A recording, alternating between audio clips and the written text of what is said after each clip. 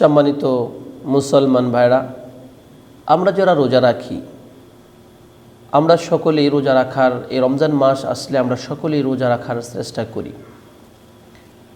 তো রোজা রাখলেই তো হবে না, রোজার পূর্ব শর্ত আছে যে যদি কোনো মানুষ দোয়া কবুল হতে চায়,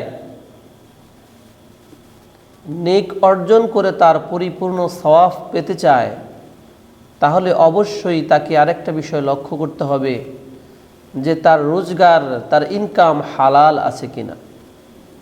আপনি যেই খাবারটা দিয়ে আপনি সেহরি করবেন, যেই খাবারটা দিয়ে আপনি ইফতার করবেন, সেটা হালাল আছে কিনা, এটা কিন্তু খুবই গুরুত্বপূর্ণ বিষয়। যদি কোনো মানুষ সুদ, ঘুষ এরকম জঘন্যতম হারাম উপার্জনের মাধ্যমে যদি কেউ ইফতার এবং সেহরি করে, ওই রোজা আল্লাহর দরবারে কবুল হবে না। এই জন্য সারাদিন রোজা রাখবো, কষ্ট করব, যদি রোজার কোনো সওয়াব না পাই, তাহলে ওই কষ্ট করার কি লাভ হবে।